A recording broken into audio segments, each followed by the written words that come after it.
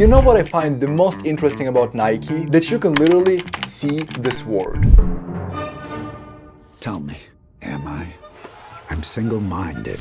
Whenever I hear the word Nike, I'm thinking about some motivational quote and professional athlete, or some fun behind the scenes video. Maybe interview with an athlete. Before you say something, I totally get it that Nike has almost unlimited advertising budget and they've been on the market for a very long time. But there is still a lot that we can learn from them. So in this video, I want to break down the marketing empire they built and see what content strategies and tricks they're using across different platforms. If that sounds interesting, make sure to subscribe and let's dive to the video.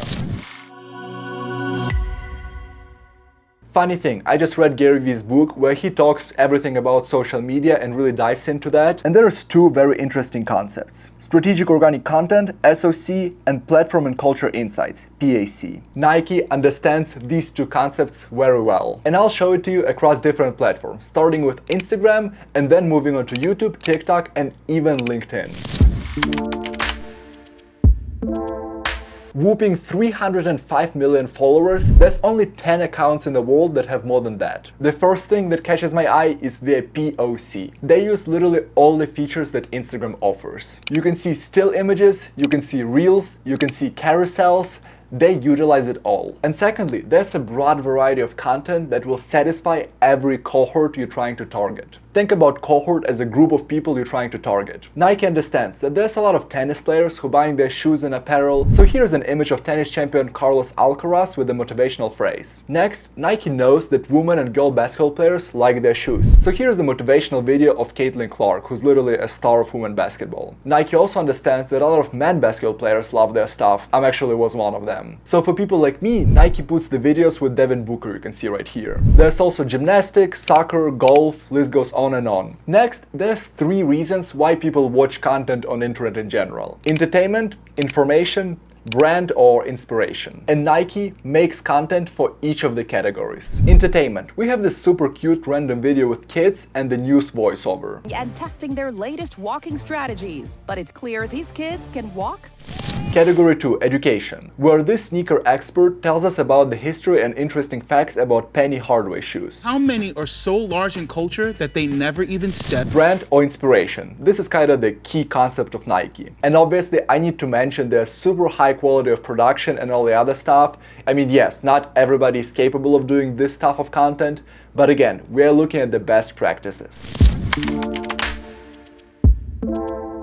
Before we go into YouTube and TikTok of Nike, let's talk about their LinkedIn. It also has 6 million followers. Nike definitely uses LinkedIn to build a work culture. They understand that people go to LinkedIn either to find a new job or either Nike employees go there to read about some news. So they're trying hard to create a positive and purposeful work culture. And I think they're definitely succeeding, at least to some extent. Now, what some of the other big companies do, Nike don't just repost stuff from the TikTok or Instagram and just post it on LinkedIn. They create separate stuff there. They understand that people who are scrolling LinkedIn are in a different mindset. They're in a mindset of the work environment, of some work news. So Nike is tailoring their content to fit that mood, which is a perfect example of POC that Gary Vee talks about. I found these 2 particular posts that I want to talk about. Firstly, we have the parental leave. If I'm sitting at my current job, scroll through LinkedIn and see this post, it will definitely make me think and feel that Nike would take care of me if I go to work there. And next, we have a literal hair salon that they offer to their employees. They are tapping into highlighting office amenities. And the main purpose around these 2 posts is to attract the right talent. Nike wants to build an A team. So they're showcasing how people can benefit if they go to work for Nike. Alright, another platform that Nike either don't take lightly is YouTube. Almost 2 million followers. Nike understands the specific of platforms that people kind of want to sit down and watch longer videos. That's why here you will see more storytelling and long-form videos from Nike. They don't just focus on the product, but rather the ecosystem itself. You have 3 videos in a row highlighting co-creator spotlights. Again, this can be used as a value video to attract the right talent. For example, if I create designer shoes and I kind of want to work with a company that kind of appreciates the input, all of that stuff, I can watch this video and I can think, damn, those guys have it really cool at Nike. Nike listens to them, they make videos about them, I wanna be a part of that as well. Next, they expand on some of their short form content from Instagram. Here's Penny Hardaway's shoe story that we saw previously. Videos like that can be really valuable for the sneakerheads. Me, for example, I would probably not watch it. But some people who are really into collectible shoes, they're really interested about origin of those shoes. So that content can be tailored for them. And lastly, YouTube is no doubt a home to Nike brand motivational videos.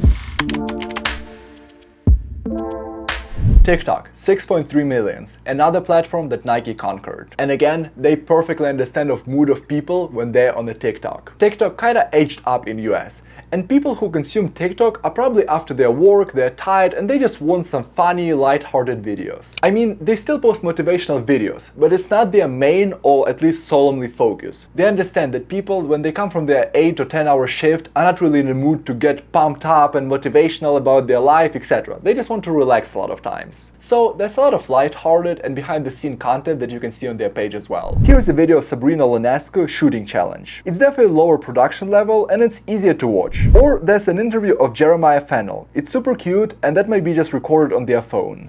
As I started this video, it all comes down to the fact that Nike really understands platform insights and strategic organic content. As you saw, they're targeting different cohorts of people with different content, and their content is platform specific. They're not just throwing on LinkedIn the same stuff they post on Instagram, etc. And yes, it's clear that they have a big marketing budget and they can afford a super high-end production quality. But there's still a lot of stuff that we can learn from them. If that sounds interesting, make sure to subscribe and I'll see you in the next one.